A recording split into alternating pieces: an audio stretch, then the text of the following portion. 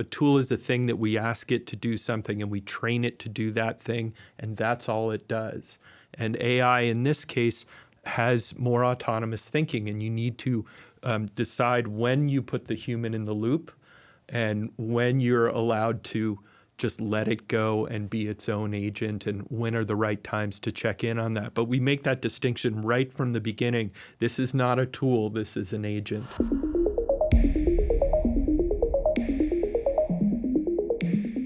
My name is Mitch Lovett, the Senior Associate Dean of Education and Innovation, and the Benjamin Foreman Professor of Marketing at Simon Business School. Joining me today are Dan Keating, Huasha Rui, Liza Moore, and Chris Kanan, and they'll introduce themselves a little bit more in just a moment. Today we're discussing your team's most promising but often least understood new coworker. You don't have to bring them coffee or pay them overtime. You can give them the personality of your choice, and you can help them become your strategic thought partner, not just your assistant. While you've probably already welcomed them to your organization, this year is the time to onboard and integrate them fully and to welcome the major cultural shift they represent. Of course, we're talking about artificial intelligence, or AI. Please introduce yourselves and your focus and research related to AI. Dan? I'm Dan Keating. I'm a clinical assistant professor at the Simon Business School. I teach a lot of AI as well as some analytics classes and product management. My name is Huasha Rui. I am a professor at Simon Business School. I teach AI and deep learning for our MS students. I also do a lot of research on AI and its implication on society and the business. I'm Chris Kanan. I'm an associate professor of computer science, and I've been working in AI and specifically deep learning for about 20 years, long before it became a hot, cool topic. Literally, when I was doing my PhD, this was the least popular area of computer science, and this was the least popular area of AI, and everything has changed. I also spent 3 years in industry working on medical computer vision, specifically to try to improve cancer diagnosis by pathologists. And before all that, I was working at NASA Jet Propulsion Laboratory on autonomous ships. I'm Liza Moore. I'm a clinical associate professor at Simon Business School. I get to teach some of the core courses for business analytics, including teaching with AI in business with Dan and developing a new course in generative AI and business applications. And I'm the faculty director of our new MS in AI for Business program, so I get to be involved in the curriculum development and what should be offered in this field. Well, I'm really excited to be working with this panel in this discussion today. I want to start with something that's pretty close to your personal side, which is personal productivity. So Gen AI is sometimes referred to as best if used as a thought partner. It can actually serve in various ways for your personal productivity. What do you see as the most important personal productivity gains people in business can get to from Gen AI? Yeah, it's best at improving their ideas. That's really what we're trying to get them to do. It is not a replacement for their for generating good ideas. It's really best at helping them sharpen their own expertise. So when they bring that expertise to it and ask it to make it just a little bit better, that's where we found it's most productive for them. So I think one way to look at this is, if you think about the kind of question you ask in your daily life or in your business, there are open questions and there are some closed questions. So I think of Gen AI more as a brainstorming partner for open questions, but also as a sounding board for some of the closed questions. So for example, you may have to make some decision as whether you should do this or should do that. Sometimes, and based on my own personal experience, asking Gen AI can help you think more thoroughly, think about things that you may neglect. Fill in the gaps. Exactly, in what you're identifying. Yeah, that's helpful. I use it nearly every day for a multitude of things, ranging from a research assistant to a sounding board to, I got an idea, but I really don't know how to flesh it out, or just I don't know that field well enough. Oftentimes it's the statistics, I'm trying to do something. And so it can point me in the right directions. It also is super, super effective for doing things that would take me just a lot of tedious work, and it just does it automatically for me, like reorganizing documents and doing things like that. I also recently used it for legal advice, and I'd actually correlated with a lawyer who I first asked, and they gave me advice, and then it actually said almost exactly the same things and a lot of other things, and then edited the document for me to fix this. So it's very, very, very useful. I've also used it for making recipes. So it's very, very just been transformative for me in terms of an efficiency gain.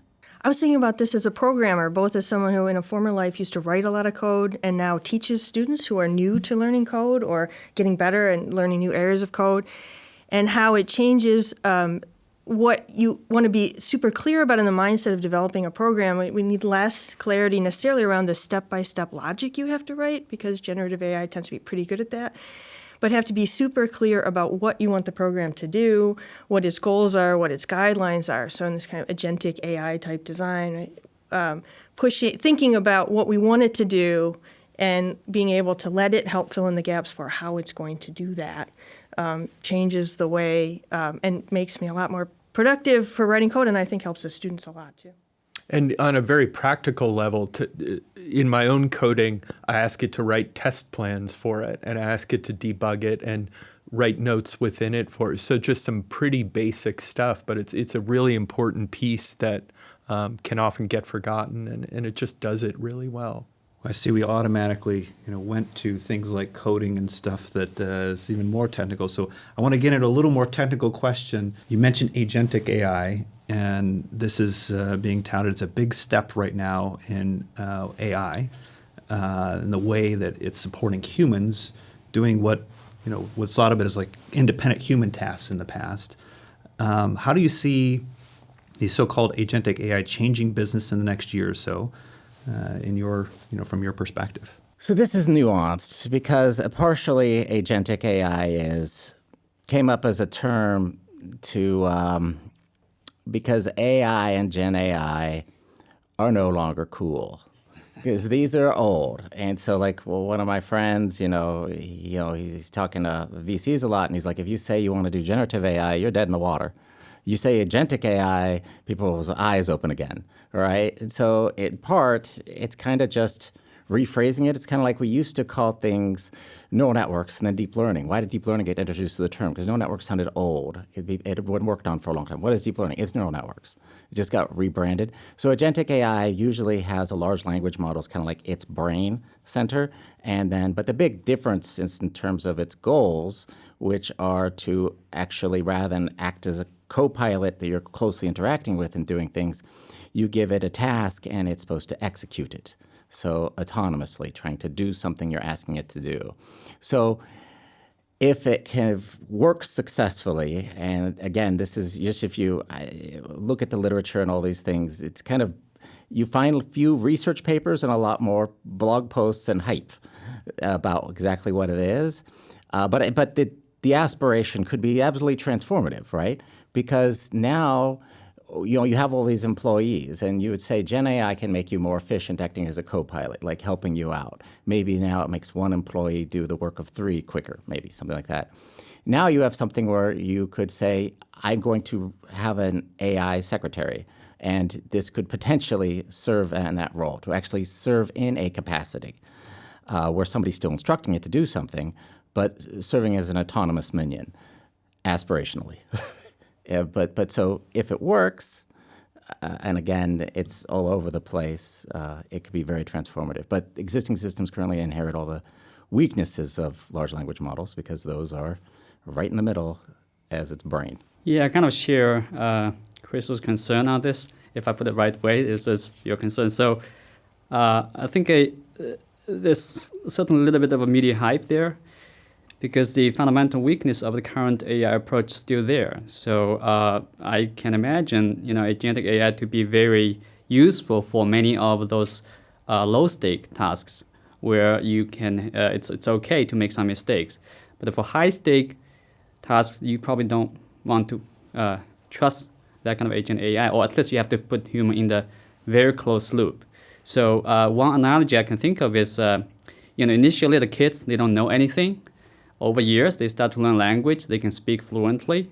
And at some point, okay, you say, oh, maybe I should give her the car key, ask her to do some grocery, pick up her sister. So the question is she ready? Just because she can speak fluently, just because she knows there's a car, you can drive the car, does that mean she is ready? So I think there's still a big question mark there in terms of the potential of agentic AI.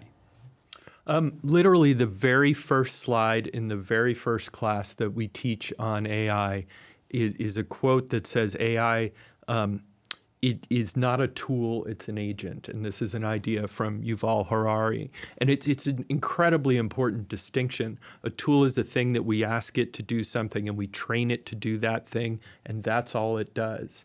And AI, in this case, has more autonomous thinking, and you need to decide when you put the human in the loop and when you're allowed to just let it go and be its own agent, and when are the right times to check in on that. But we make that distinction right from the beginning. This is not a tool, this is an agent. We used to call, long before AI and all these buzzwords that you're describing, magic button syndrome was what we were always fighting. But I think what you guys pick up on, the hype part around a cool term that sounds like magic and we don't know how it does it, but it's just going to do it, versus really understanding what it can do, what it can't do, how is it doing it. We love good buzzwords in business, so I completely appreciate the point. I think what's interesting about agentic AI, I think there are some interesting mindset shifts for programming or developing or design, changing from what you described, like starting out where we're going to give you every single step, sort of a procedural step-by-step instructions, to creating something that has more autonomy, like you described, has a role, it has a persona, it has a language model, it has things. But that doesn't necessarily mean it automatically it's not a magic button. Right? But it changes maybe the way we design it and then the way we implement and monitor it and analyze its output. So I think there's great potential there. And I also agree there's a lot of misunderstanding or hype around what it does or what it may not do. A lot of the early conversations that I was having with people about AI was kind of like, what am I going to be able to do more efficiently with AI? And it was very much with a human in the loop kind of model. With the agentic AI, it's like, what work am I going to do? This is a quote that I heard from somebody in a panel of alumni just yesterday. And what do you think about it? Like, how much is it going to be changing kind of our efficiency, like the personal productivity kinds of things we were talking about earlier, versus changing the work we're going to be doing? Okay, so let's just assume it works, right? So let's assume that and everything is good. And we're taking steps. It's getting better, but it's hard to even benchmark it. Like, this is something just benchmarking existing generative AI things is hard, and these things is really hard to benchmark to know. But okay. But I do think this, if successful, could be extremely disruptive. Because just imagine if there's some whole class of jobs where people are doing this work, where you could have an AI agent do it instead of having an employee do it or a person do it, or even, and this can be really enabling in many ways. Like, for example, I often wish I had a assistant or a secretary to deal with things. I don't anymore in my current role, and and that's not going to change. But if we had an AI agent being able to pick up this role, then I could have this capacity. So it's kind of like everybody could then have somebody to help them. Kind of like just to kind of draw an analogy to something I did with generative AI. I once I was creating an AI organization once upon a time, and I needed a logo for it. And so I went and found an artist and create this logo. It took a couple $1,000s and months of work, and I came up with 3 dots and 2 lines. That's what he produced for me. And now I was creating another one, and I'm like, I need a logo. Boom. No, that's not good. 10 minutes work, I got something suitable. So, so it could really be like a game changer in terms of efficiency and enabling you to do things where if I didn't have that money that I had to blow on getting a logo, I probably would just say, I give up. Nowadays you can get a really high quality product and I didn't have to any of that cycle or have to spend anything. I think the key is to keep the human in the loop. That's very important for 2 reasons. One is you want to put an upper bound on the kind of mistake or damage it could do. Secondly, once you put the human in the loop, that means the job will not be completely eliminated. Instead, the agentic AI will stimulate a lot more demand from other people. For example, like Chris said, a lot of people now can afford to have a personal assistant. Once we have a stimulated demand, then everyone will be better off. But the key is you have to keep the human in the loop. You can't just completely eliminate the human, even though the human employee does a very little part of the job as to just keep things in order. And to Washa's point, many of us on this panel are teaching in a business school. What we think about and talk about a lot is risk. And what is the risk if this thing goes wrong? And what bad can come out of this? And understanding that tells you how much you need a human in the loop. And it tells me, how much you don't need the human in the loop of this is pretty low risk. I can outsource this to the agent. You're talking about some of the challenges. I actually want to think about the other side. What are some of the ways that AI is going to create value in businesses, like frameworks or ideas or thoughts you're seeing out there? Well, it all depends on a lot of details. I mean, there's whole new businesses being created by AI, all right? I mean, the company I used to be head of AI at, it did medical AI, right? The whole company was surrounding that. So excluding that, for existing businesses, I think really as a productivity booster is really where it's at. Like even in the Rochester newspaper, if you look at the bottom of a lot of the articles, it says edited with generative AI. I forget which one it is, but it's everywhere, right? So you can now have this AI doing a role that a human used to do.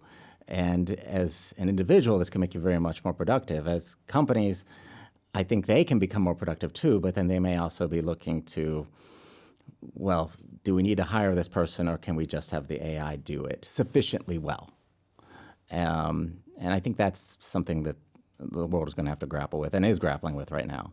But like big productivity gains and just the capacity to do things that would have taken days or weeks or having to outsource and really being like something where you have to debate, is this worth the time, to being something that you can potentially do in minutes.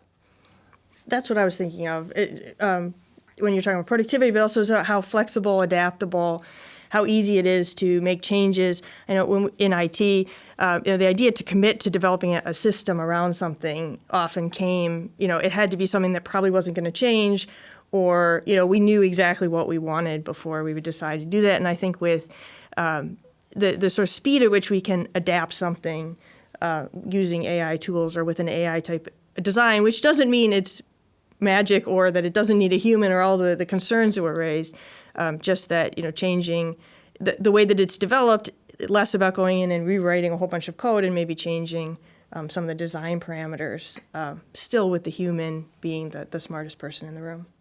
We teach a wide range of people who have various careers, and really it's applicable to all of them. So if you're in marketing, it can help you find that customer that you're about to lose. It can help. That's what a marketer is looking for, is, how do I identify somebody before I lose them so that I can intervene in a meaningful way? If you're pricing something, it can really help you to find areas that aren't priced quite correctly. But again, you have to bring your own expertise to it, whether it's marketing, finance, analytics, sales. We talk a lot about how a sales team can use it. On the creative side, it can make your ideas just a little sharper.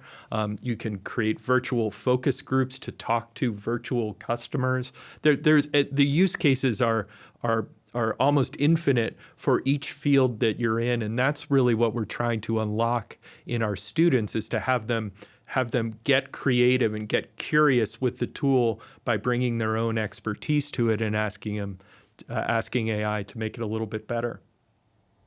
Yeah, I just want to add to the point, this AI as a newcomer in this whole discussion of automation. So economists have been studying automation, its effect on productivity, on labor market for a long time. So AI is just a newcomer. But it's a little bit different this time because, it has the possibility of replacing a lot of cognitive workers. So in the short run, I think the business value is a productivity gain. You don't have to hire so many people. Each worker can work more efficiently, and your innovation process can be accelerated. But in the long run, I see the opportunity lies in aligning your business with new AI landscape. Some of the business will be gone. Some of the business will emerge. So the opportunity is whether you can find one that aligns with this new, fast evolving AI landscape. And discussion so far is really just focused on the AI of today and maybe slightly leveled up versions. I mean, if you talk to the companies and what they're trying to build, it's much more disruptive than anything we've discussed. Yeah. I mean, they're literally trying to create artificial superintelligence, basically agents who are smarter than us and have all of the degrees and can act autonomously. If they're successful, at the very least, these things have far more breadth of knowledge than me already, right? Because they've read everything we've ever written. But if they're successful, and many all think it's 2030, I don't know. But now I think the majority of the AI community thinks this is going to happen. It's just a matter of debating timelines right now. The companies with trying to raise money, they all claim 2030 or next year. I don't know. Depends on the company. The AI community has been saying, I looked at this literature recently. I think it was like 2060, but each time they do this poll, they've been doing it annually, it reduces by a decade each time. So last time it was like 2040 something. So, we're starting to have and for clarity, when I was doing my PhD, if you even talked about this stuff, you were said, you've read too many books, watched too many movies, get out of the room. It's all science fiction. It's all science fiction. Yeah. And now, literally, famous professors would just shut down the conversation if you even brought this up. And now it's very different. Many think this is going to happen. It's just a matter of timelines and when and what will it look like. I wouldn't say it's necessarily 100%, but high probability it's getting there, right, and at the very least approaching that, Well, I mean, companies are facing a lot of challenges in the meantime, both technological as well as other kinds of challenges. Can you talk a little bit about some of the challenges companies are facing before we get to the super AI? I think companies, they face at least some of the resistance from adopting some of the AI tools. For example, employees might be concerned about their job security, just that they can be replaced. And they're like any kind of technology adoption, you will have some inertia. And another thing is, it's just changing very, very fast. So do you really want to invest so much on a particular technology right now, or do you want to wait a bit until things settle down a little bit? So I think all these can contribute to this resistance or inertia of adopting the latest technology. The company I worked for in manufacturing, one of our challenges was always we had a lot of legacy systems. So it was, what's the bridge from old to new? Obviously, for some of the things you're describing as whole new industries, new businesses, they are starting from scratch, but a lot of organizations are not. So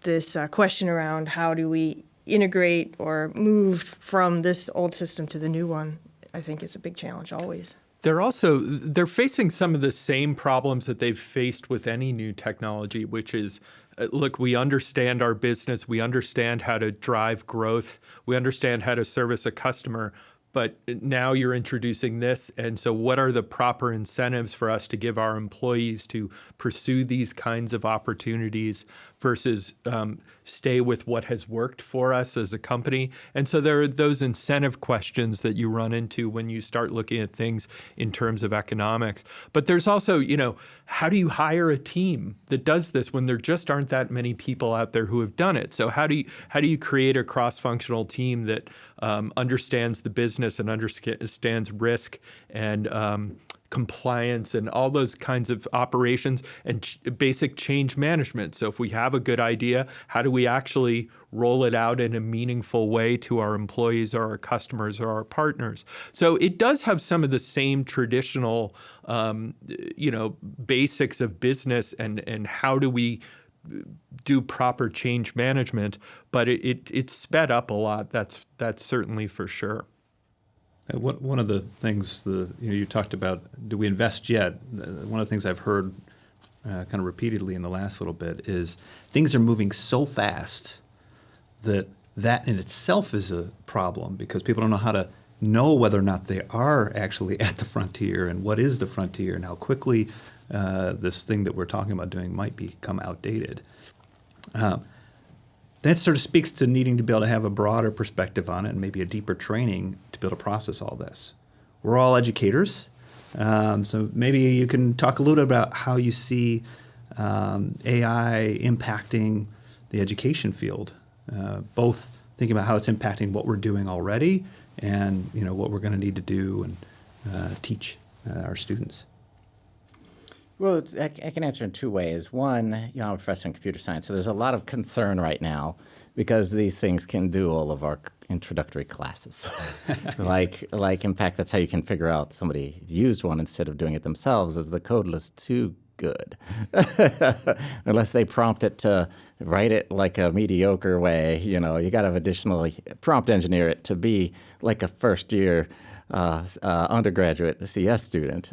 So we're facing this crisis of how do we educate. And my opinion is just I don't want to be a police officer. Students need to be here because they want to learn the material. And if they use this, they're depriving themselves. Use it in this way, they're going to be depriving themselves of an opportunity. On the other hand, I feel like if they aren't using it at all, they're also going to be totally ill-equipped for the job market. And they're losing out on opportunity. It's just where do you use it, and they have to figure this out themselves because they need to learn. But also these things are going to be expected of them to use, and it will boost their productivity a lot. So that's the computer science answer. In terms of education at the universities, I mean, people are going to grow up, the next generation, using these things throughout their high school education. And so I think this is really going to have a profound impact on how we teach across the board. And I think a lot of stuff's going to need to be revised in terms of how we teach different topics just because these things are so capable, and students are going to use them, and we're entering into a new paradigm. All right, how do we even assess performance of students? I think it's going to be challenging. Still, to me, the best way to teach is that moment when the student is just grasping at the idea and you're trying to have a discussion with them and they're having a hard time articulating it and they're struggling to get this idea. And that's where the magic happens of teaching. And so class participation and working through cases and discussions and live things that you can't use AI have become more and more important, at least in the courses that I'm teaching, because I'm assuming that the assignments that have been done have heavily used AI. So now let's really talk about this, because you're going to need to sit in a meeting and with a client or a boss or somebody, and you're going to need to be able to make a compelling case. And so that's what we need to practice when we're teaching. Now, the other side of this is we've played around with assignments and had some good success of let me actually see the chat. Give me a copy of it so that I can look at it and look, did you just ask a question, get an answer, copy, paste, and move on with your life? Or did you really engage with it and really go deeper on the parts that you didn't understand and ask for some data that's associated with it and start to play with data visualizations that might tell a compelling story. And so if we can actually look at their AI and how they have engaged with it, we can hopefully get them trained to do a more curious approach to AI rather than just asking a question, getting an answer, and moving on. So that learning can happen during the curiosity.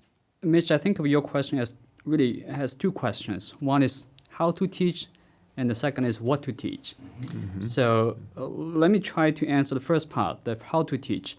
So if you remember the MOOC, the massive open online course movement in the past, with this Gen AI, this will be supercharged, I think. So you can have AI-assisted personalized tutoring.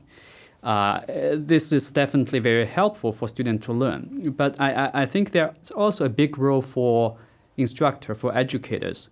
So I would go back to the Socratic method of teaching, based a lot on dialogue, debating, because asking students good question is much harder than giving them the right answer. So because that depends on not just how deep you understand the material, but also whether you understand the students. So I don't think current AI is ready. They may be very fluent in English. They may give you a lot of information, but does the AI really understand? I'm still very, very doubtful. And they don't have a model of how human mind works. So I don't think they understand how students actually learn at the cognitive level. So I think educators like us, because we are all humans, so we understand the student as a human, we can understand, we can resonate with their confusion. So it makes the role of educator much more important in that aspect. So I would go back to more like a business school kind of education. You have more case, you have more debate, more dialogue in the class. Now, for the second question of what do we teach, I think that is a very profound question. I don't have an answer, but I can share some of my perspective.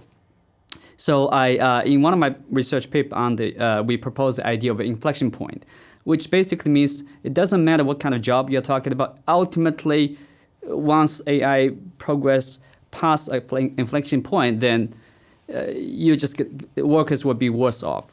So essentially when we try to answer that question, it is what kind of jobs are AI proof? So I tend to think of this as in three ways. One is surprise. If certain kind of job requires a lot of surprising aspects, something unconventional thinking, that kind of job should be AI proof. The second type is what I call the emotion part, because there are a lot of business or a lot of situations where human just needs to talk to another human. You have the emotional needs that can only be satisfied by another human being. The third one is the A, which is of course AI, maintenance, development, and so on, or keeping human in the loop part. So to summarize, you can think of this as S, E, A, or C. That's what I used to tell my students, the kind of AI-proof principle.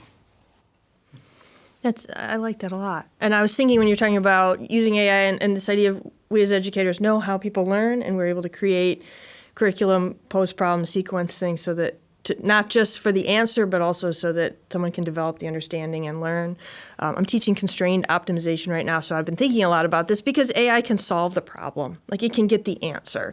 And sort of trying to convince students from an intellectual standpoint, the answer may be the least interesting part of this problem, right? It's the ability to think about it, problem solve, communicate it in a meeting, analogize this solution to another situation. And those things are what you have to have an intuition and a framework that you learned through. Could be doing something that could be solved by AI, but you've learned something from doing it. It's sort of the math teachers lament, right? Why do we have to learn trig? It just maybe makes you a smarter person, even though the calculator can do it, or in our case, the AI can do it. So I completely agree that education is more than just necessarily producing an answer. It's about learning and thinking, and those are the things that are going to make you valuable to a business and in your career, drive your career.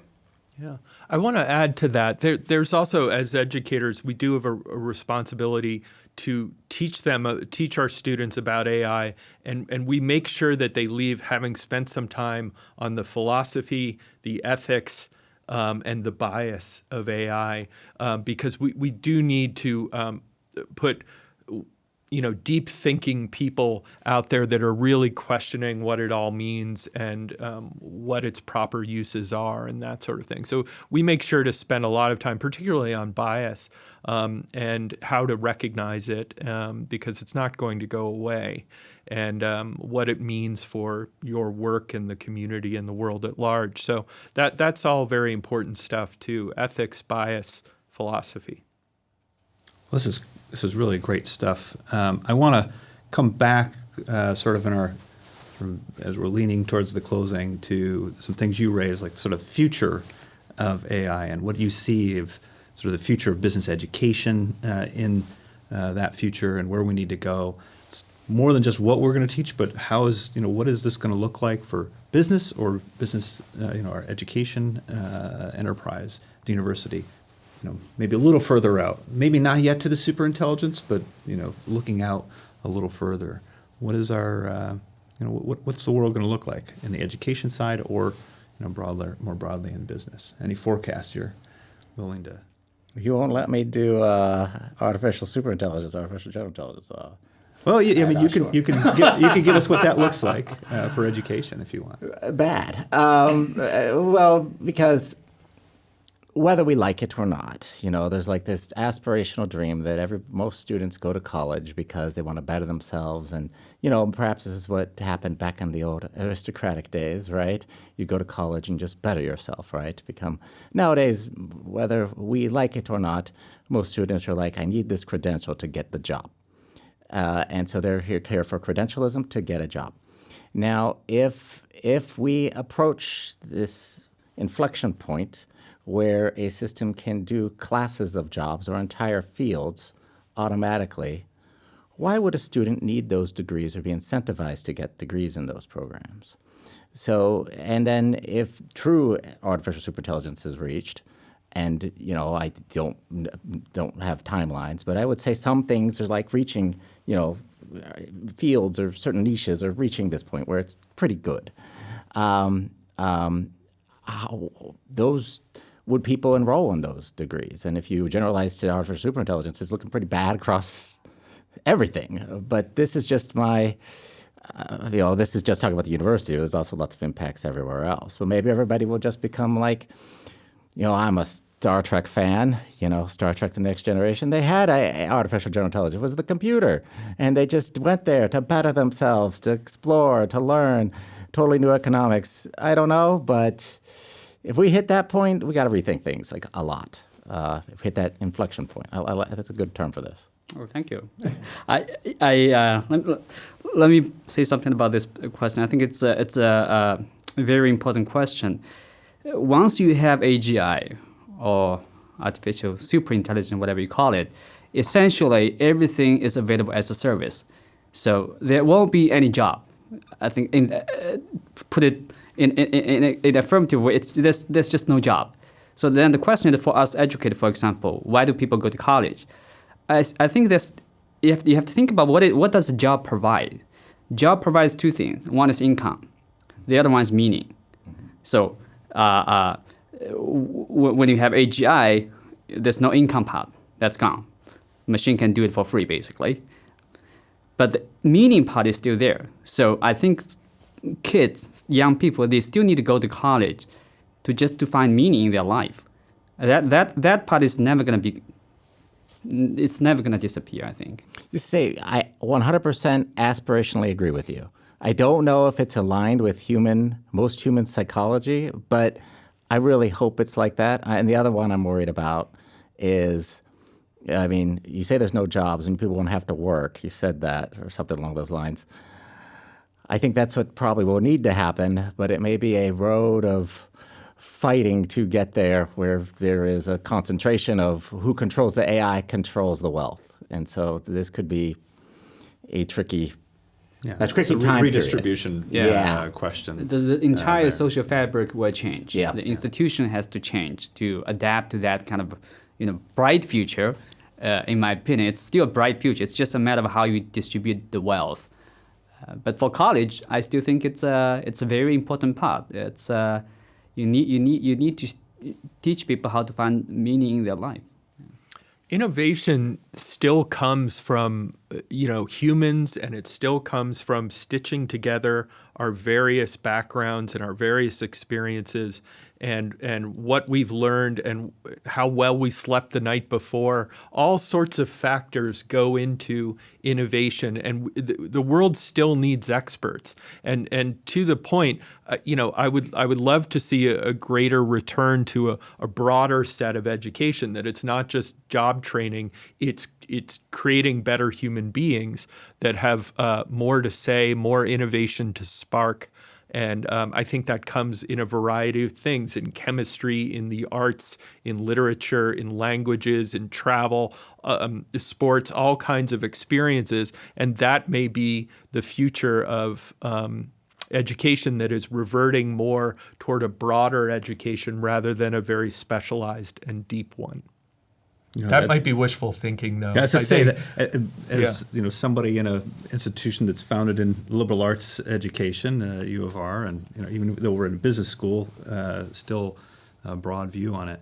That's encouraging and optimistic, both. But possibly naive. Yeah, well, I think that's the history of higher education. So maybe it opens the door to a return to its roots in the future of higher education. That certainly sounds good to me. But we're academics, so there's a selection bias to the fact that we're sitting here. It's interesting because I think, Chris, you sort of allude in some way to human psychology might lead it to be a different audience, a smaller audience, or exactly. a particular So audience this has that is been my interested in prediction. that product. My prediction is we will, over time, as this stuff gets better and better, we're going to see fewer people going to college merely for the job. And therefore, we probably have far too many universities. I still think people will want to learn and better themselves and be more well-rounded individuals, and et cetera, et cetera. But the cohort who's just going here to get the job, unless we change very culturally how many people think, I'm worried long-term about how many universities are sustainable, and I've made an argument that the universities who embrace AI and AI first, at the very least, will have a competitive advantage to be most likely they'll have the longest longevity. Interesting. Well, we've certainly been leaning into AI here, and Simon and University. Before we started the conversation, you were talking about all the different AI pieces you're involved in. I know everybody at this table is involved in many different aspects of AI. This has been a fascinating conversation today with you all. Any last words that you'd like to share about AI and sort of the education and business world? I think everybody needs to learn the basics. This is now like foundational stuff, and if they're ignoring it, they're in trouble. But to the point about the ethics and philosophy and all of that, they also need to recognize that it is, I think, inherently neutral in terms of moral good or bad, right? There are bad things you can do with it. There are amazingly good things you can do about it. But people need to think about that and not get overly scared. I feel like, right now there's a lot of hype, but also a lot of fear. And the fear is usually like a boogeyman. And I'm talking about the government, it's kind of like worried about this stuff and want to regulate it, but they don't really know what they're regulating. So I guess my final thoughts are, this stuff is very transformative, but in many ways we don't quite know what we're doing yet. I think we'll believe in my heart and go to my grave thinking, good thinking, and critical thinking, understanding what things are and what they aren't, transcends whatever particular moment in time we are, and that it's always there's always a gain to be found from learning and thinking and developing your own opinion and kicking the tires, really understanding what something is. So I hope we will continue to put that in all of our programs.